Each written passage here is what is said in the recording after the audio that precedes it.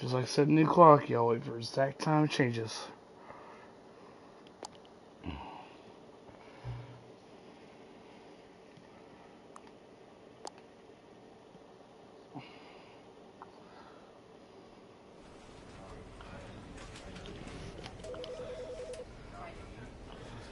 I'll see you while I'm playing this, so I'll be mute a bit. But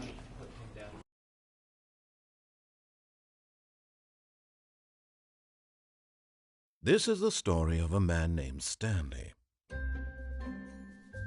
Stanley worked for a company in a big building where he was employee number 427. Employee number 427's job was simple. He sat at his desk in room 427 and he pushed buttons on a keyboard. Orders came to him through a monitor on his desk, telling him what buttons to push, how long to push them, and in what order. This is what employee 427 did every day of every month of every year. And although others might have considered it soul-rending, Stanley relished every moment that the orders came in, as though he had been made exactly for this job. And Stanley was happy. And then one day, something very peculiar happened. Something that would forever change Stanley. Something he would never quite forget. He had been at his desk for nearly an hour when he realized that not one single order had arrived on the monitor for him to follow. No one had showed up to give him instructions, call a meeting, or even say hi. Never in all his years at the company had this happened, this complete isolation. Something was very clearly wrong. Shocked, frozen solid, Stanley found himself unable to move for the longest time. But as he came to his wits and regained his senses, he got up from his desk and stepped out of his office.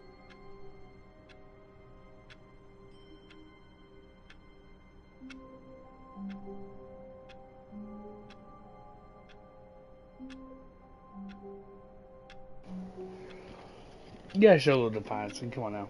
Give me a second to eat too.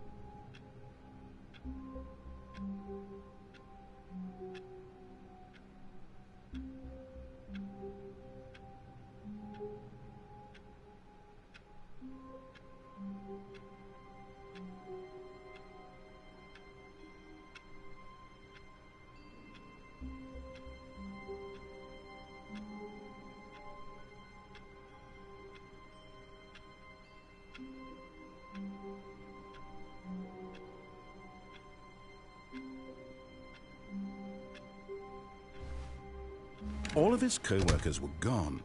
What could it mean? Stanley decided to go to the meeting room. Perhaps he had simply missed a memo.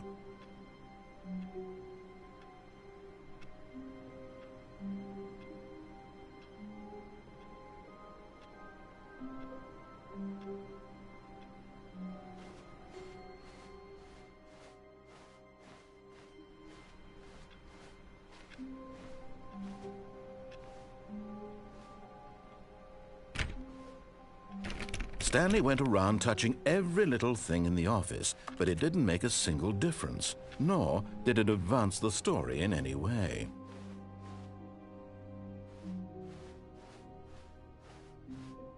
When Stanley came to a set of 2 open doors, he entered the door on his left.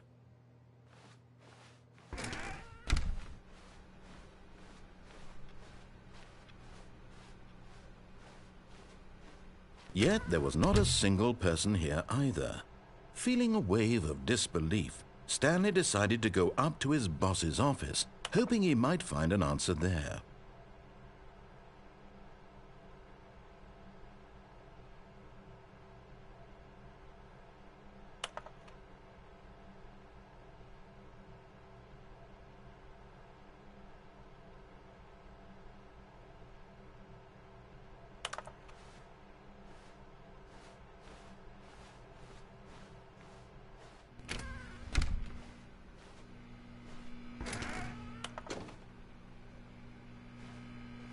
Stanley stepped into the broom closet, but there was nothing here, so he turned around and got back on track.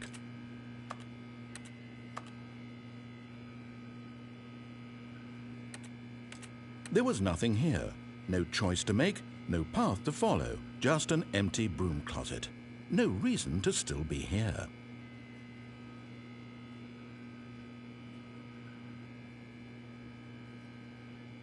It was baffling that Stanley was still just sitting in the broom closet. He wasn't even doing anything. At least if there was something to interact with, he'd be justified in some way. As it is, he's literally just standing there doing sweet FA.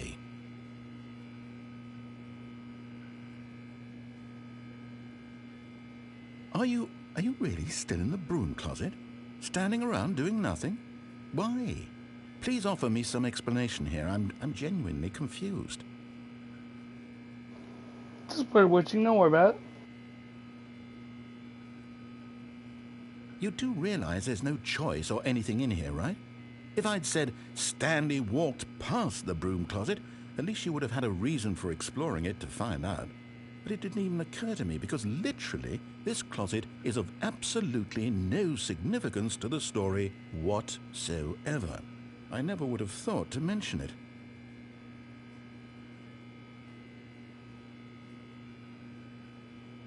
Maybe to you this is somehow its own branching path. Maybe when you go talk about this with your friends you'll say, "Oh, did you get the broom closet ending? The broom closet ending was my favourite." I hope your friends find this concerning.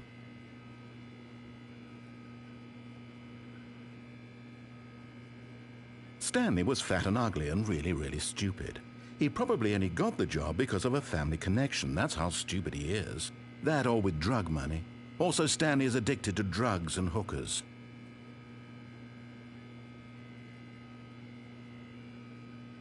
Well, I've come to a very definite conclusion about what's going on right now. You're dead. You got to this broom closet, explored it a bit, and were just about to leave because there's nothing here, when a physical malady of some sort shut down your central nervous system and you collapsed in front of your screen. Well, in a situation like this, the responsible thing is to alert someone nearby so as to ensure that your body is taken care of before it begins to decompose. Hello? Anyone who happens to be nearby? The person at this computer is dead. They have fallen prey to any number of your countless human physiological vulnerabilities.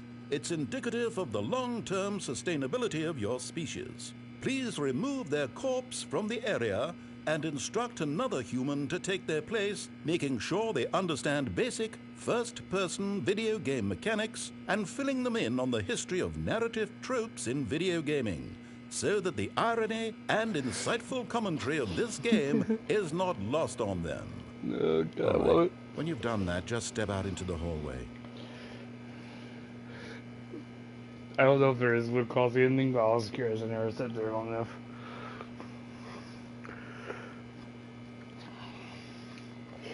Blair Witch, man. Just Blair Witch. It'll all go away.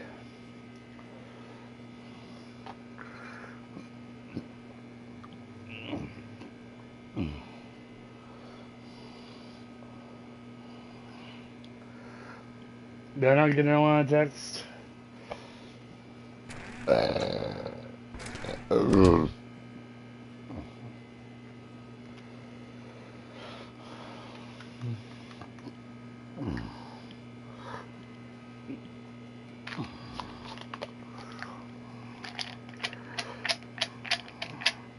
Take Flintstone Diamond. Because might as well. Not sick yet, but no warranty. Okay, he's not going to talk anymore. Ah, second player. It's good to have you. You too? Unbelievable. I'm at the mercy of an entire species of invalids. Perhaps there's a monkey nearby you can hand the controls to. A fish? Fungus? Look, you can hammer out the details. I'm not particularly picky. I'll just be waiting for when you're ready to pick up the story again.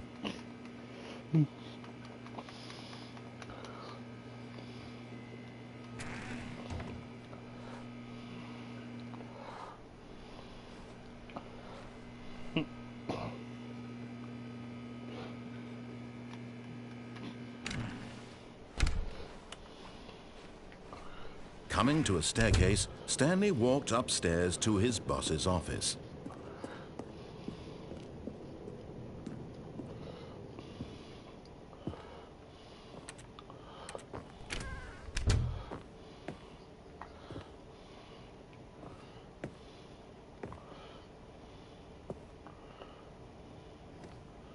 Stepping into his manager's office, Stanley was once again stunned to discover not an indication of any human life. Shocked, unraveled, Stanley wondered in disbelief who orchestrated this. What dark secret was being held from him? What he could not have known was that the keypad behind the boss's desk guarded the terrible truth that his boss had been keeping from him. And so the boss had assigned it an extra secret PIN number, 2845. But of course, Stanley couldn't possibly have known this.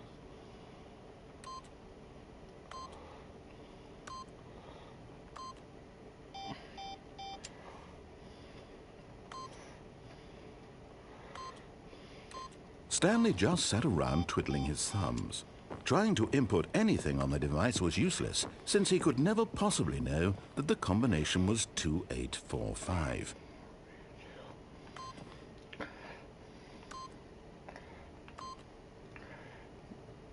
"2845.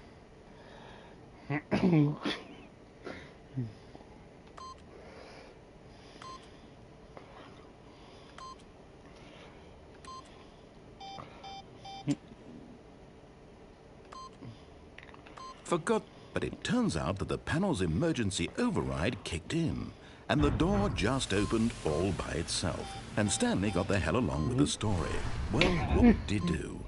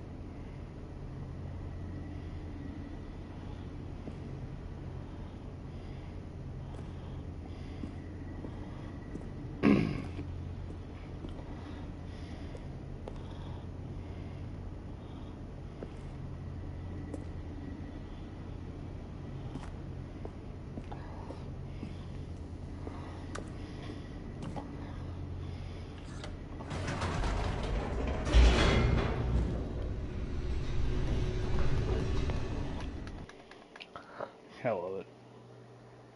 Descending deeper into the building, Stanley realized he felt a bit peculiar. It was a stirring of emotion in his chest, as though he felt more free to think for himself, to question the nature of his job. Why did he feel this now, when for years it had never occurred to him? This question would not go unanswered for long.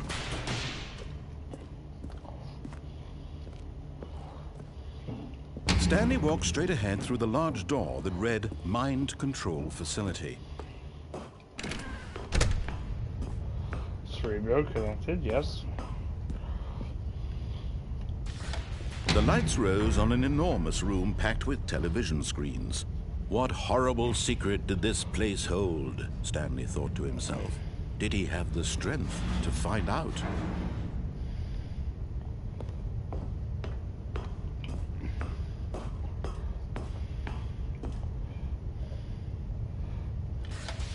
Now the monitors jumped to life, their true nature revealed.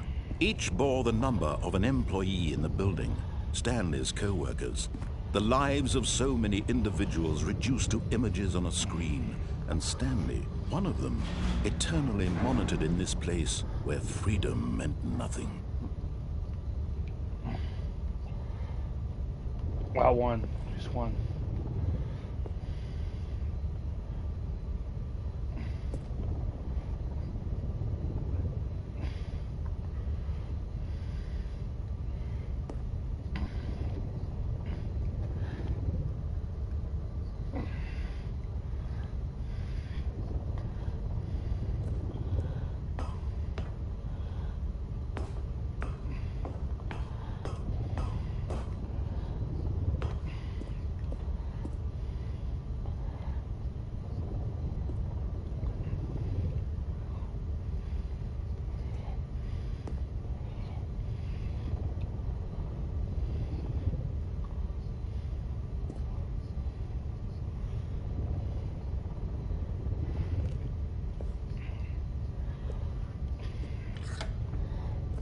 This mind control facility, it was too horrible to believe. It couldn't be true.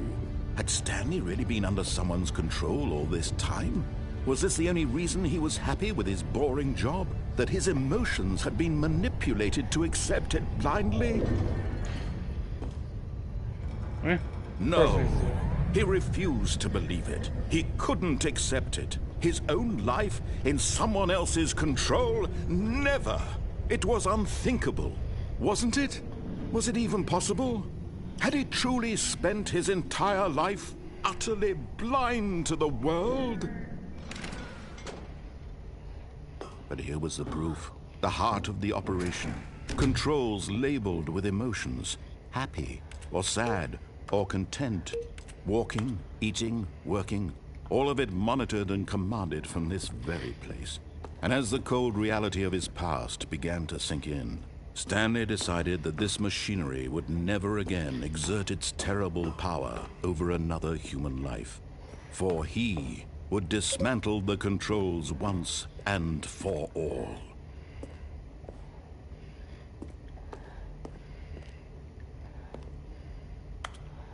What's the numbers?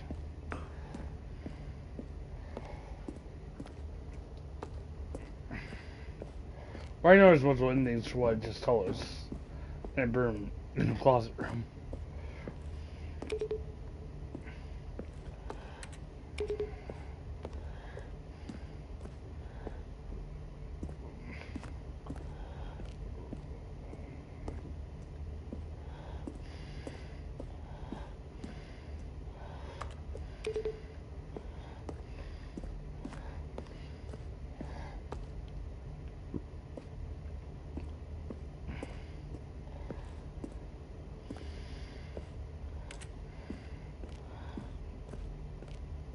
Alright, well.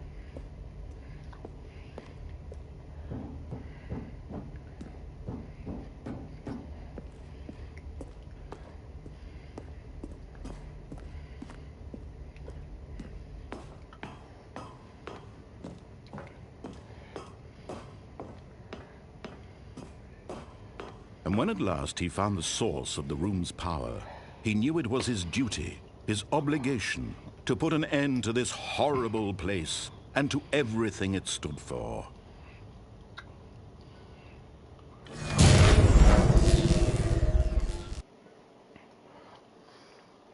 It was a short game, you follow instruction, I believe.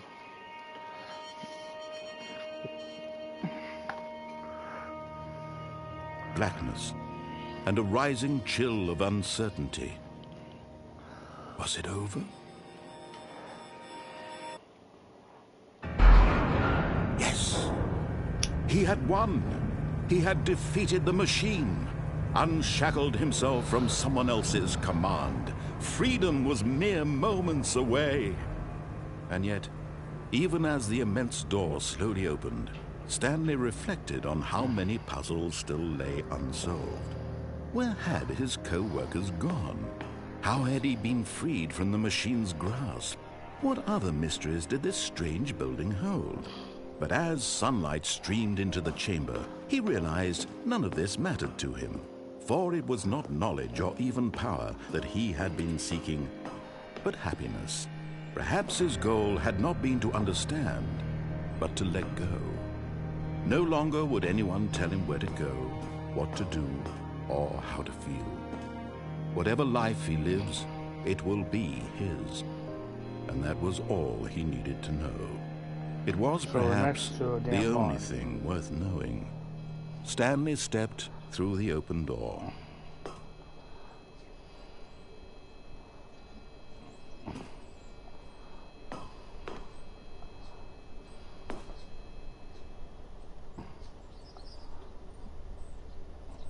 Stanley felt the cool breeze upon his skin, the feeling of liberation, the immense possibility of the new path before him.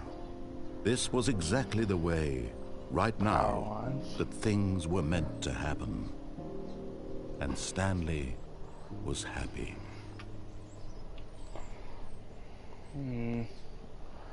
I was on anything super suspicious. Like, say you did it, you beat it, and like, you did your best, but... Speed around this bitch. All of his co-workers were gone. What could it mean? We're going to Stanley decided to go to the meeting room. Perhaps he had simply missed a memo.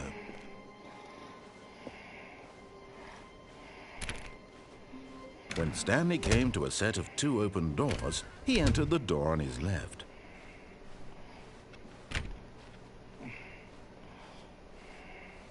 Yet there was not a single person here either.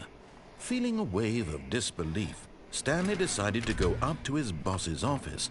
Oh no, no, not again. I won't be part of this. I'm not going to encourage you. I'm not going to say anything at all. I'm just going to be patient and wait for you to finish whatever it is you enjoy doing so much in this room. Please take your time. Love it. Oh. I did understand I'm gonna just go in this room and just eat up there for about 30 minutes. We'll see what happens. Coming to a staircase, Stanley walked upstairs to his boss's office.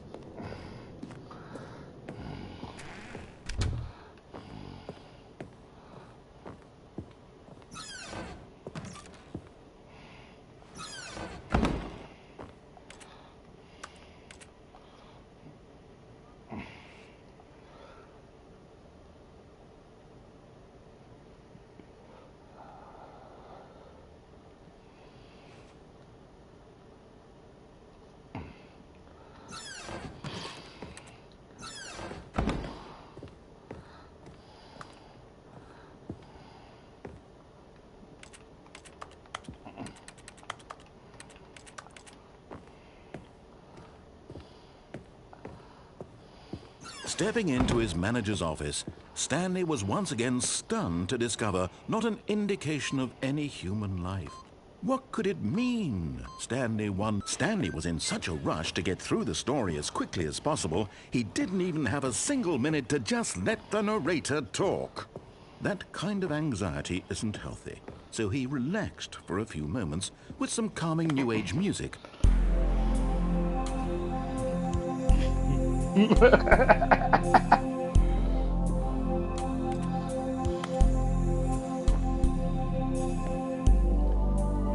Feeling soothed and rejuvenated, Stanley calmly walked forward into the opened passageway.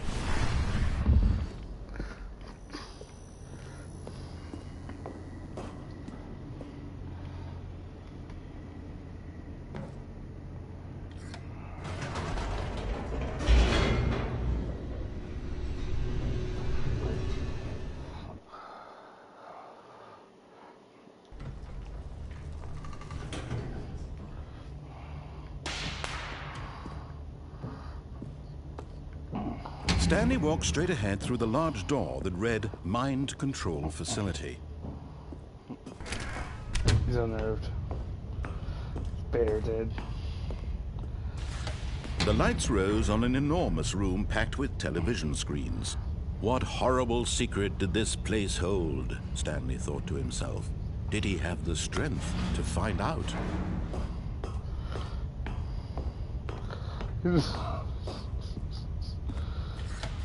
Now the monitors jumped to life, their true nature revealed. Each bore the number of an employee in the building, Stanley's co-workers. The lives of so many individuals reduced to images on a screen, and Stanley, one of them, eternally monitored in this place where freedom meant nothing. 528.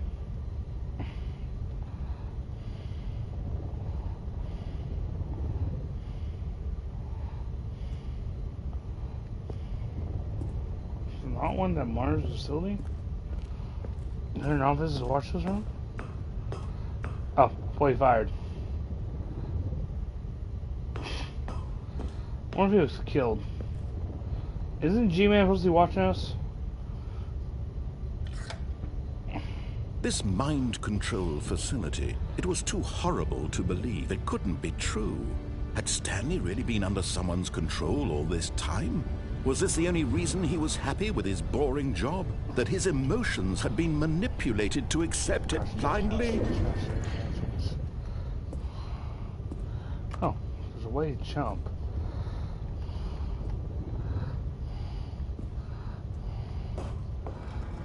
No, he refused to believe it. He couldn't accept it. His own life in someone else's control? Never!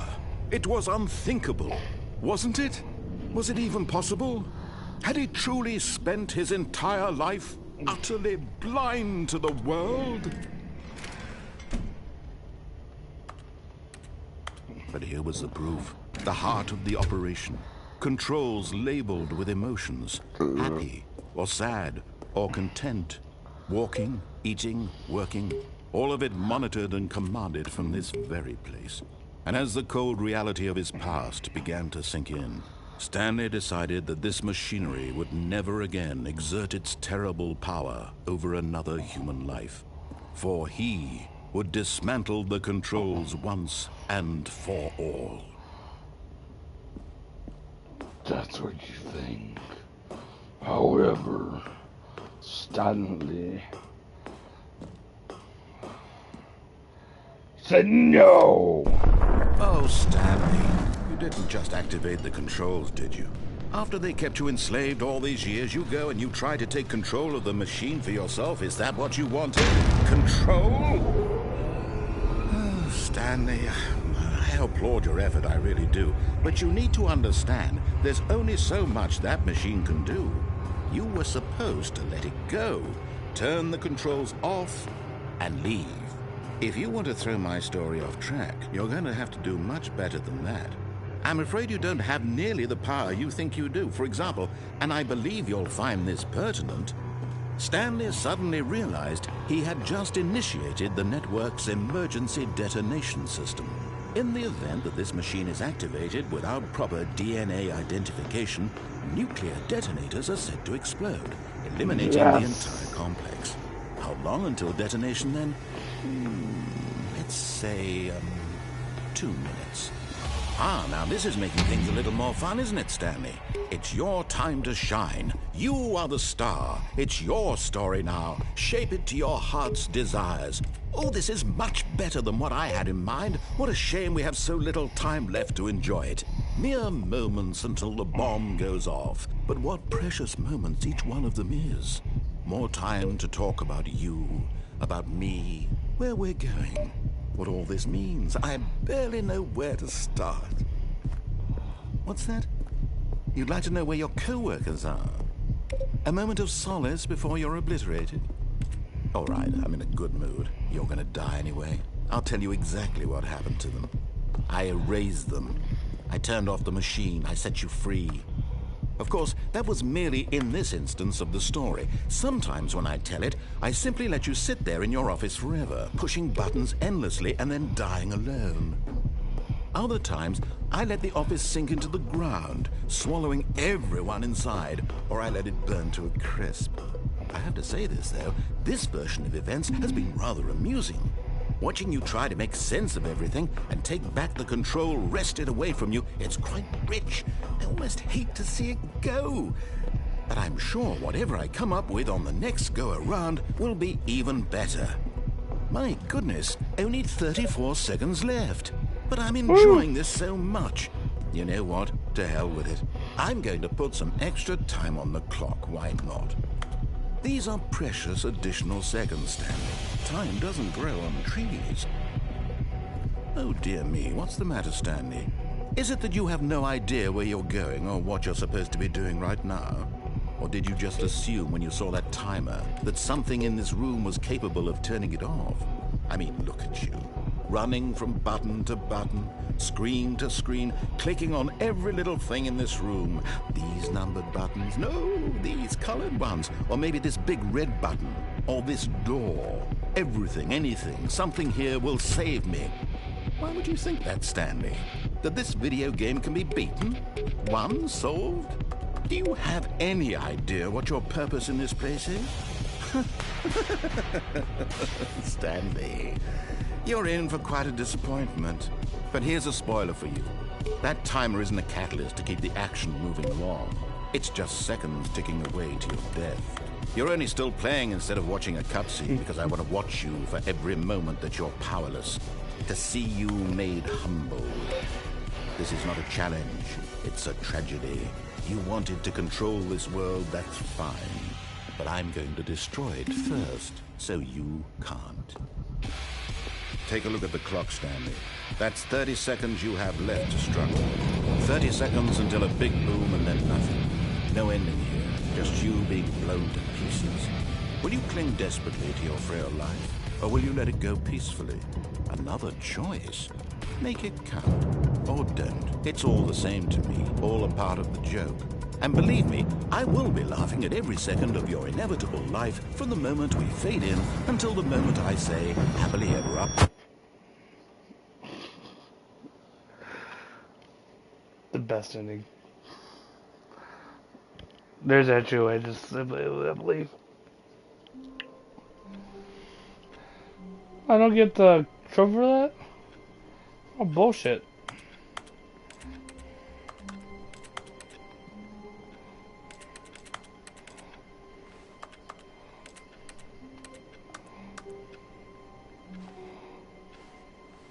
All of his co-workers were gone. What could it mean? Stanley decided to go to the meeting room. Perhaps he had simply missed a memo.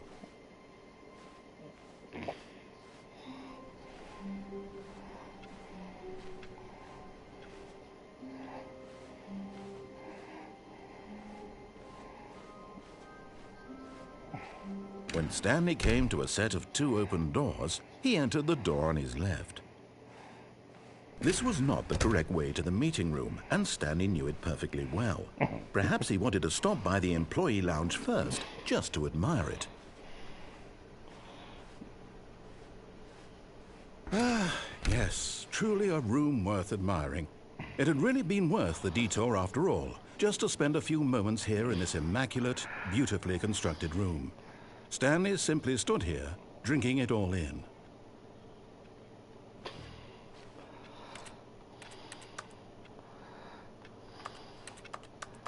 Yes, really, really worth it being here in the room. A room so utterly captivating that even though all your co-workers have mysteriously vanished, here you sit looking at these chairs and some paintings. Really worth it. To be fair, this is not painting. At this point, Stanley's obsession with this room bordered on creepy and reflected poorly on his overall personality. It's possible that this is why everyone left.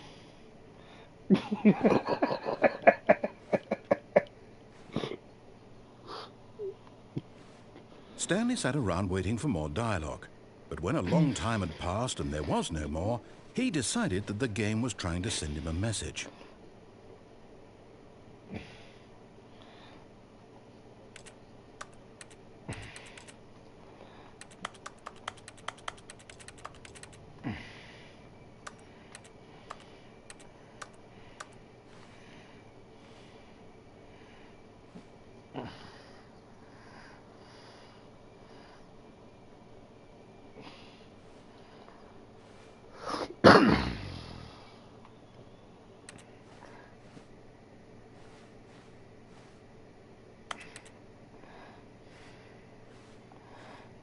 But at last, he'd had enough of the amazing room, and took the first open door on his left to get back to business.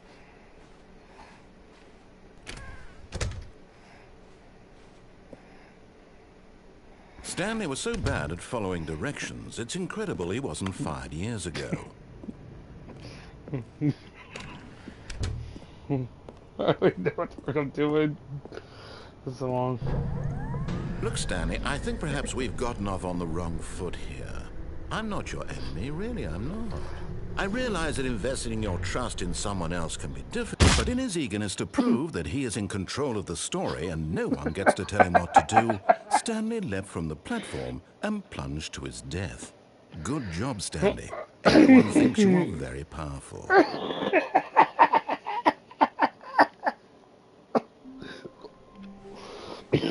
All of his co-workers were gone. What could it mean? Stanley decided to go to the meeting room. Perhaps he had simply missed a memo.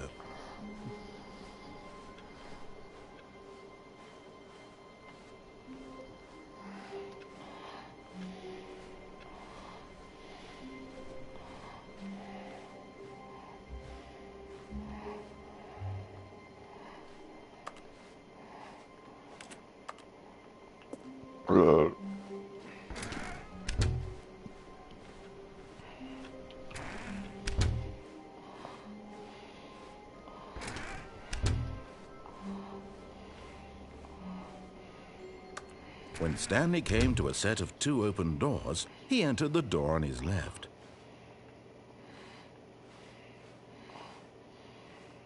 This was not the correct way to the meeting room, and Stanley knew it perfectly well. Perhaps he wanted to stop by the employee lounge first, just to admire it. Wow. Yes, this room. What a beautiful room. What a gorgeous, gorgeous room. Thank goodness Stanley had taken this detour on his way to the meeting room. Life without having experienced this room was now too horrible even to consider.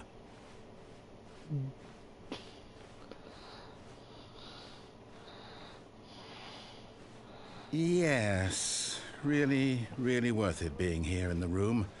A room so utterly captivating that even though all your co-workers have mysteriously vanished, here you sit looking at these chairs and some paintings. Really worth it. I mean, I never had co-workers myself, so I see why is it you. At this point, Stanley's obsession with this room bordered on creepy and reflected poorly on his overall personality. It's possible that this is why everyone left. But at last, he'd had enough of the amazing room and took the first open door on his left to get back to business. And so he detoured through the maintenance section, walked straight ahead to the opposite door, and got back on track.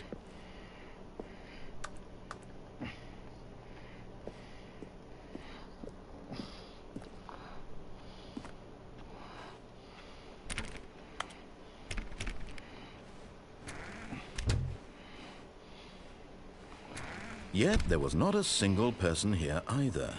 Feeling a wave of disbelief, Stanley decided to go up to his boss's office, hoping he might find an answer there.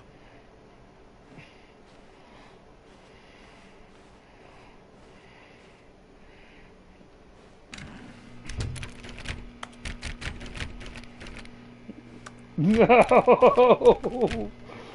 My closet!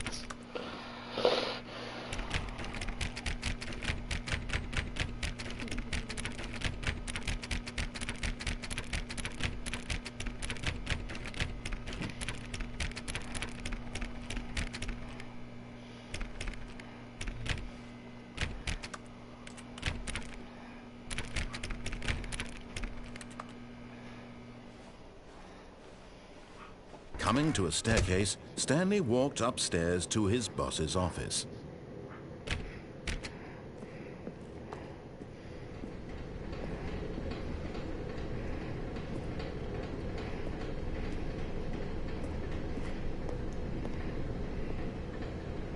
But Stanley just couldn't do it. He considered the possibility of facing his boss, admitting he had left his post during work hours. He might be fired for that. And in such a competitive economy, why had he taken that risk? All because he believed everyone had vanished? His boss would think he was crazy. And then something occurred to Stanley. Maybe, he thought to himself, maybe I am crazy. All of my co-workers blinking mysteriously out of existence in a single moment for no reason at all. None of it made any logical sense. And as Stanley pondered this, he began to make other strange observations. For example, why couldn't he see his feet when he looked down? Why did doors close automatically behind him wherever he went? No. And for that matter, these rooms were starting to look pretty familiar. Were they simply repeating? No, Stanley said to himself, this is all too strange. This can't be real. And at last, he came to the conclusion that had been on the tip of his tongue. He just hadn't found the words for it. I'm dreaming, he yelled. This is all a dream. Oh, what a relief Stanley felt to have finally found an answer, an explanation. His co-workers weren't actually gone. He wasn't going to lose his job. He wasn't crazy after all. And he thought to himself, I suppose I'll wake up soon. I'll have to go back to my boring real-life job pushing buttons. I may as well enjoy this while I'm still lucid. So, he imagined himself flying and began to gently float above the ground. Then he imagined himself soaring through space on a magical starfield, and it too appeared. It was so much fun, and Stanley marveled that he had still not woken up. How was he remaining so lucid? And then perhaps the strangest question of them all entered Stanley's head. One he was amazed he hadn't asked himself sooner. Why is there a voice in my head dictating everything that I'm doing and thinking? Now the voice was describing itself being considered by Stanley, who found it particularly strange. I'm dreaming about a voice describing me, thinking about how it's describing my thoughts, he thought.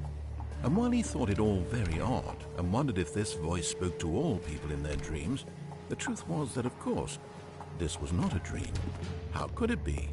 Was Stanley simply deceiving himself, believing that if he's asleep, he doesn't have to take responsibility for himself?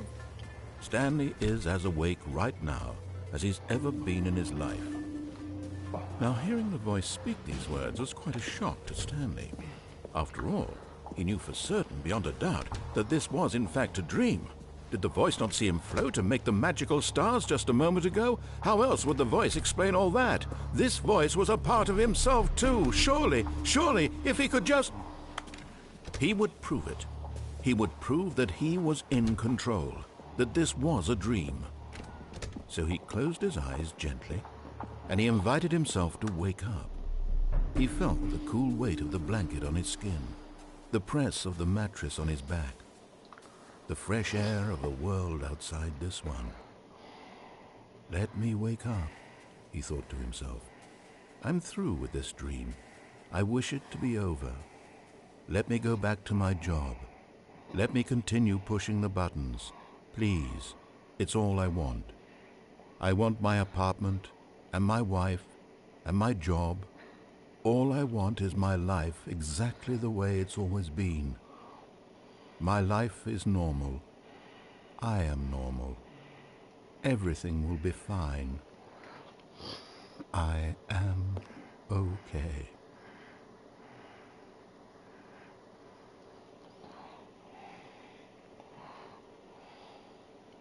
Stanley began screaming. Please, someone, wake me up. My name is Stanley. I have a boss. I have an office. I am real. Please, just someone tell me I am real. I must be real. I must be. Can anyone hear my voice? Who am I? Who am I? And everything went black.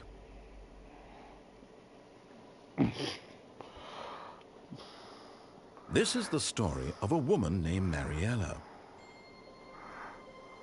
Mariella woke up on a day like any other. She arose, got dressed, gathered her belongings, and walked to her place of work.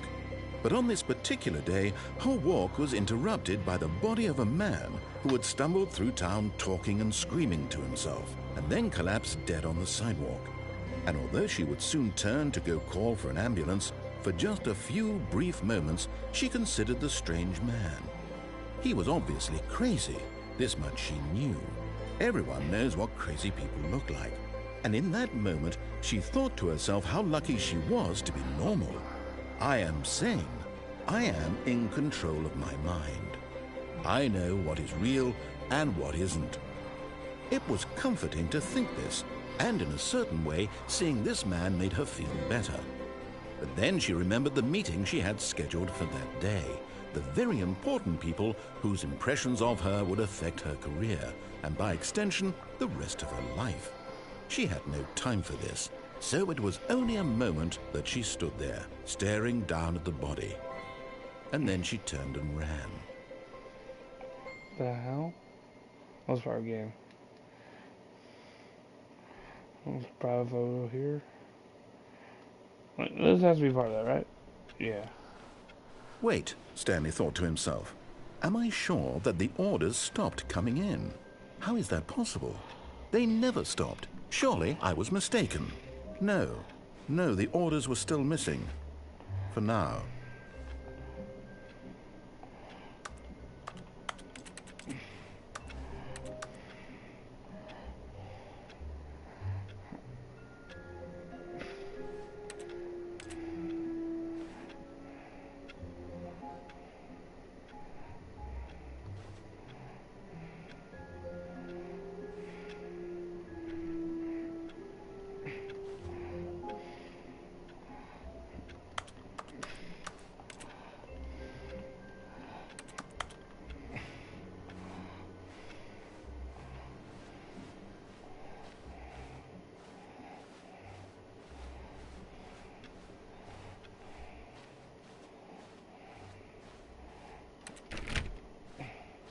When Stanley came to a set of 2 open doors, he entered the door on his left.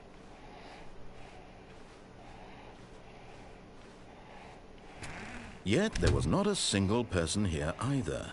Feeling a wave of disbelief, Stanley decided to go up to his boss's office, hoping he might find an answer there.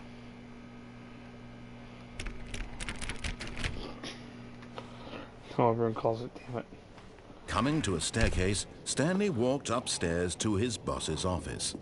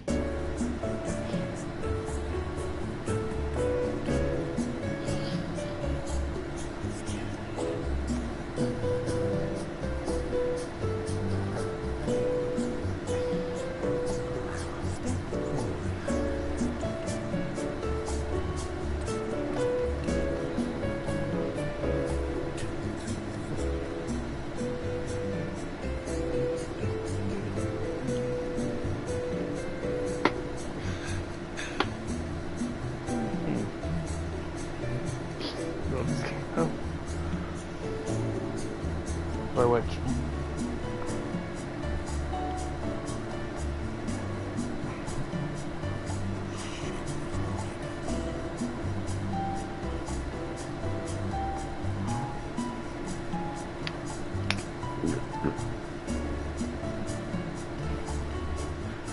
How long is the other rod?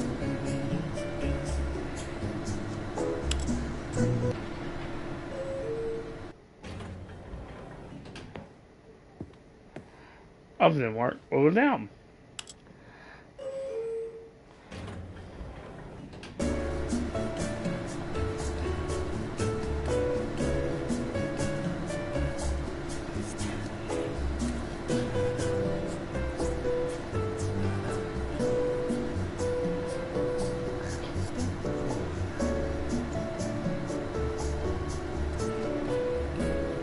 There no work, is it?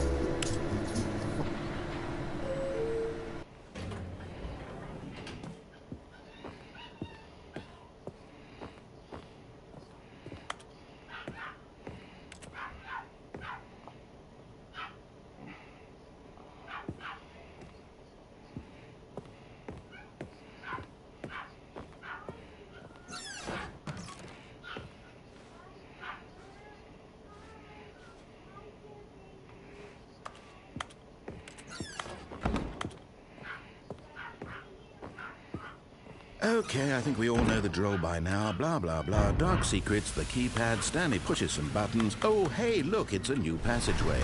Quelle surprise.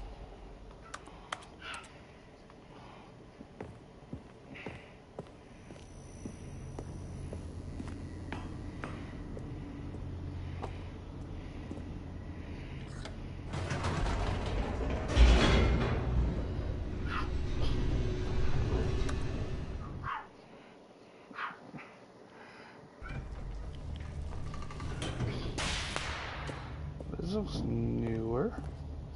Stanley walked straight ahead through the large door that read Mind Control Facility.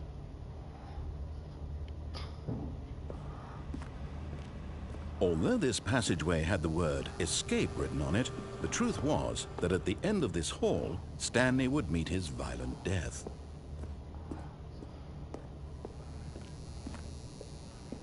The door behind him was not shut. Stanley still had every opportunity to turn around and get back on track. At this point, Stanley was making a conscious, concerted effort to walk forward and willingly confront his death.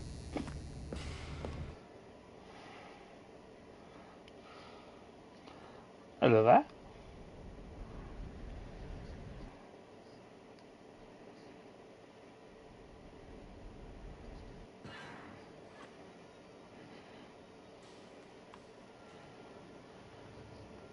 As the machine whirred into motion and Stanley was inched closer and closer to his demise, he reflected that his life had been of no consequence whatsoever. Stanley can't see the bigger picture. He doesn't know the real story, trapped forever in his narrow vision of what this world is.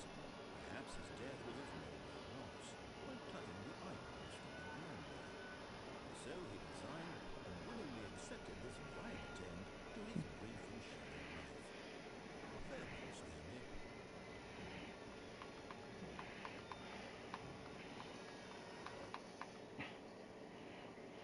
Farewell, Stanley, cried the narrator, as Stanley was led helplessly into the enormous metal jaws. In a single visceral instant, Stanley was obliterated as the machine crushed every bone in his body, killing him instantly.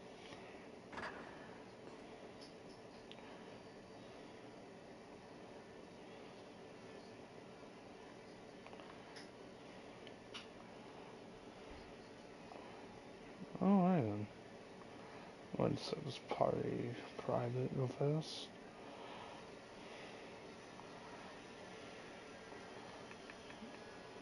This game's not good for people doing.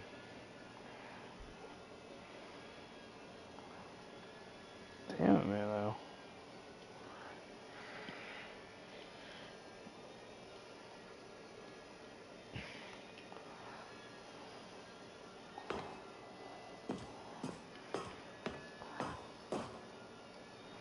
And yet it would be just a few minutes before Stanley would restart the game, back in his office, as alive as ever. What exactly did the narrator think he was going to accomplish?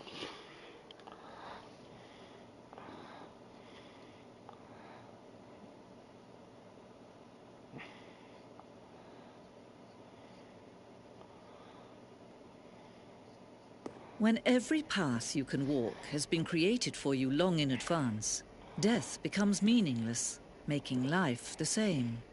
Do you see now? Do you see that Stanley was already dead from the moment he hit start?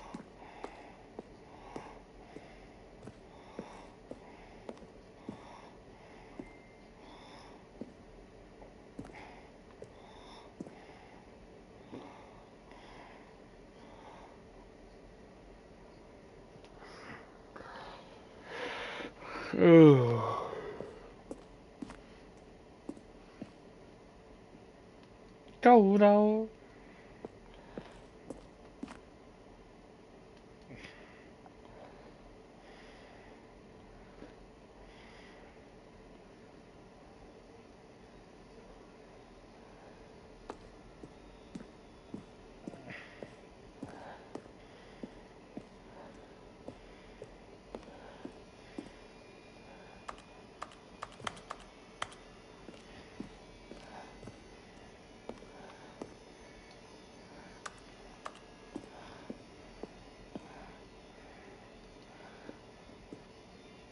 Can I play soldier? No.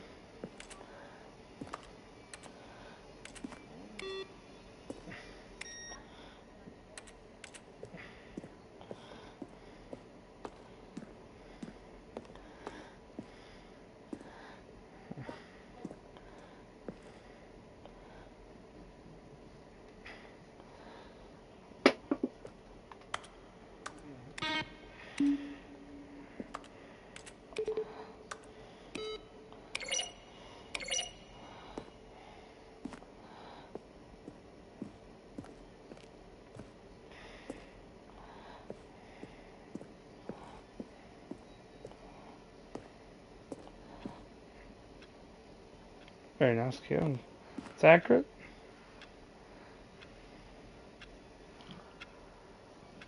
No, it's not. Unfortunately. We'll give our time above being cost accurate.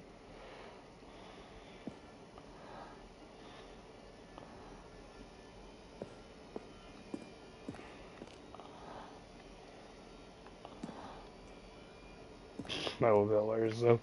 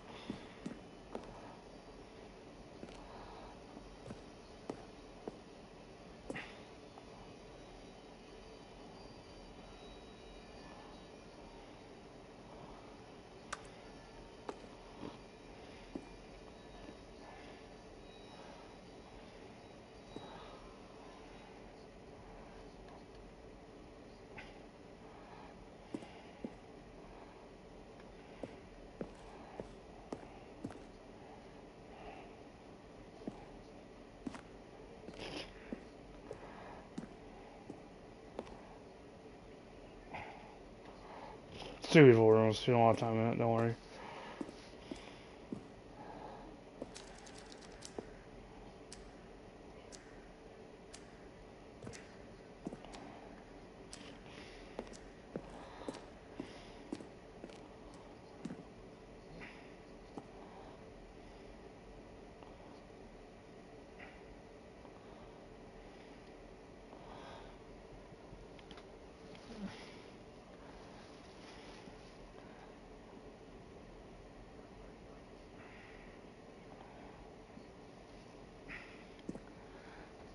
So you can take a vent. Did not know about this. Strategy must try. Strategy must be tried.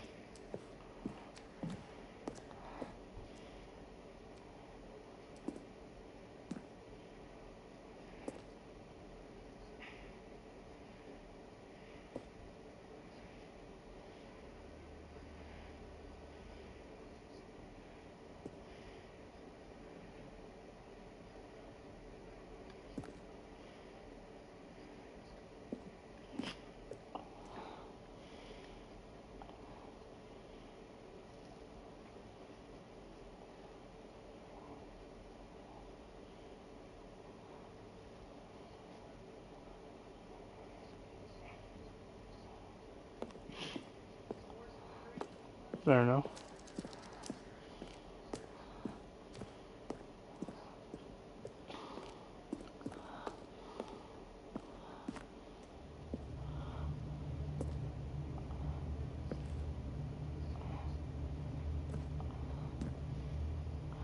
I just want the most.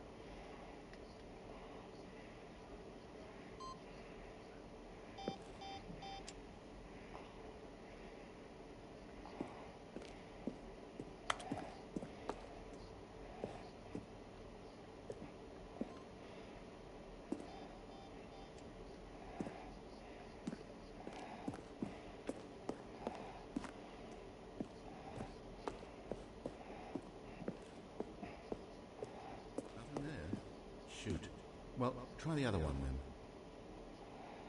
Stanley stood on the roof.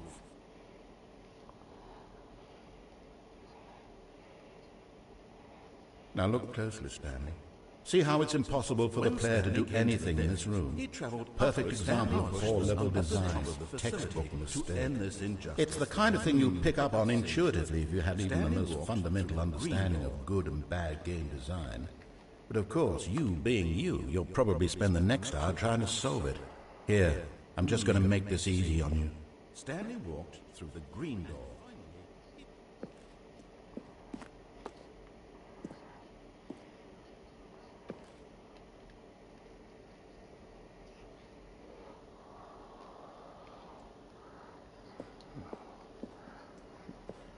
There goes at the exit.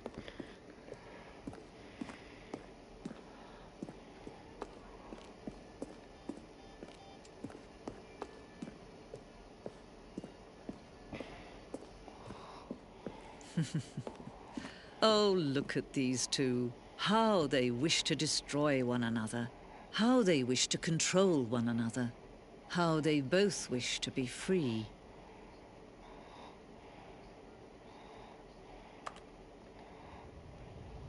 Can you see? Can you see how much they need one another? No, perhaps not. Sometimes these things cannot be seen. But listen to me. You can still save these two. You can stop the program before they both fail. Turn off your PlayStation. There's no other way to beat this game. As long as you move forward, you'll be walking someone else's path. Stop now and it'll be your only true choice. Whatever you do, choose it. Don't let time choose for you. Don't let... I'll close the application next. That's how I end the stream off, they won't me go back to the room.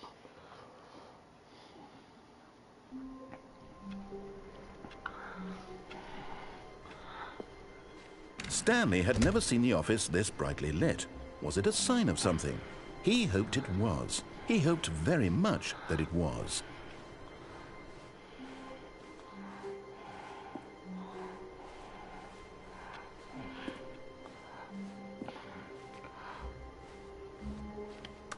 When Stanley came to a set of two open doors, he entered the door on his left. This was not the correct way to the meeting room, and Stanley knew it perfectly well.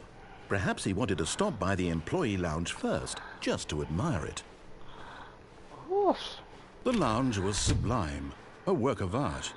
What was it about this room that called so deeply and so personally to Stanley? Its grace, its subtle charm? No.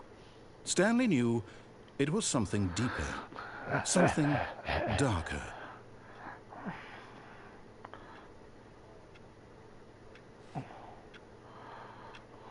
Yes, really, really worth it being here in the room. A room so utterly captivating that even though all your co-workers have mysteriously vanished, here you sit looking at these chairs and some paintings. Really worth it. But eager to get back to business, Stanley took the first open door on his left. Event starts later on. We found the event. Stanley was so bad at following directions, it's incredible he wasn't 5 years ago. You need a card.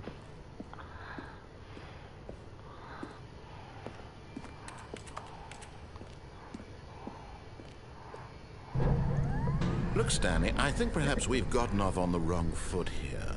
I'm not your enemy, really, I'm not. I realize that investing your trust in someone else can be difficult, but the fact is that the story has been about nothing but you all this time. There's someone you've been neglecting, Stanley. Someone you've forgotten about. What? Really? I was in the middle of something. Do you have zero consideration for others? Are you that convinced that I want something bad to happen to you? Why, I don't know how to convince you of this, but I really do want to help you, to show you something beautiful. Look, let me prove it. Let me prove that I'm on your side. Give me a chance.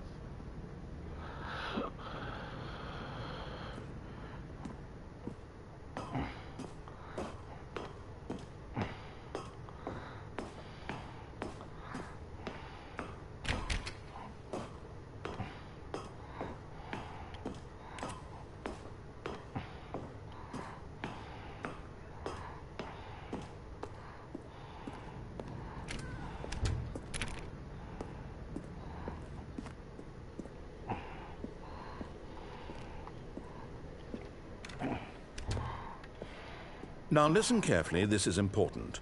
Stanley walked through the red door.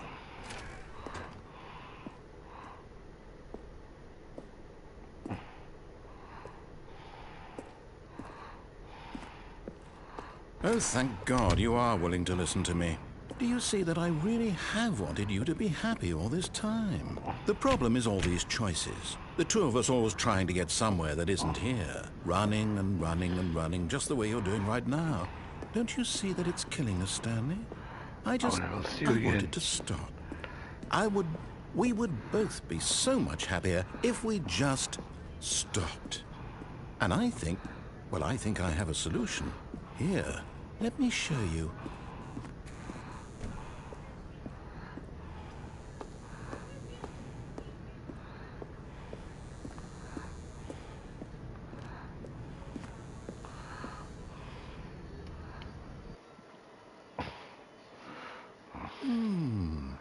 What do we want? What are we looking for?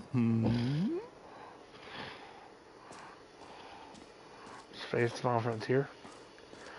These are the store horses. Yes. Oh, it's beautiful, isn't it? If we just stay right here, right in this moment with this place, Stanley, I think I feel happy. I actually feel happy.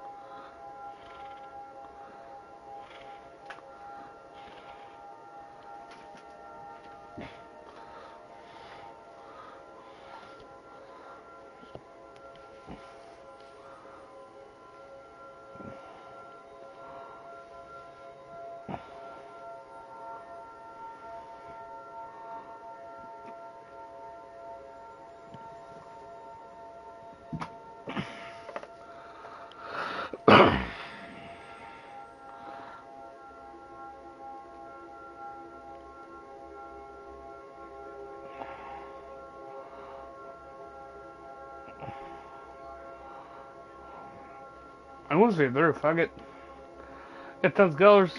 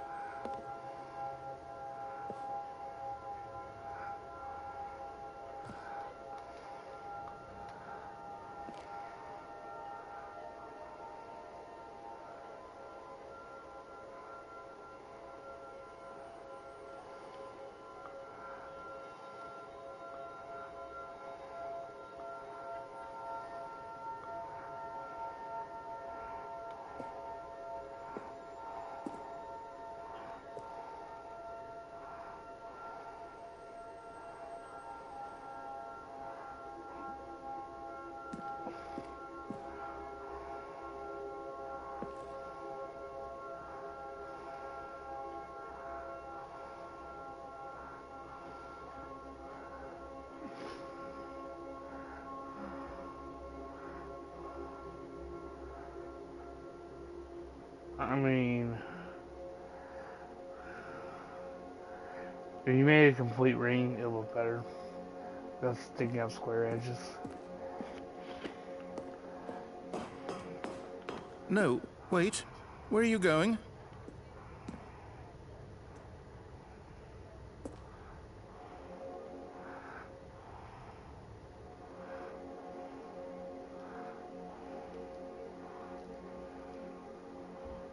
Um,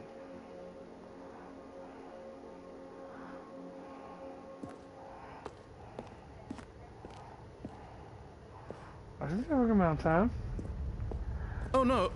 Stay away from those stairs. If you hurt yourself, if you die, the game will reset. We'll lose all of this. But we gotta continue. Forward. Always forward. Please, no, Stanley, let me stay here. Don't take this from me.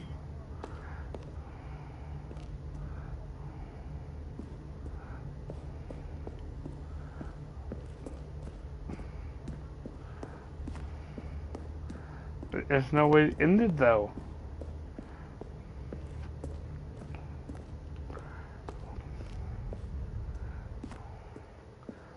They were dialogue? Good, good. We can't be too safe. Promise me you won't go back there. Just stay here.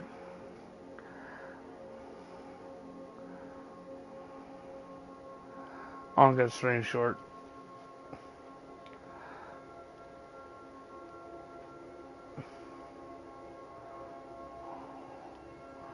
I will stay here for about an hour probably. If nothing happens, then I'm going to go ahead and sum up and fast forward broadcast.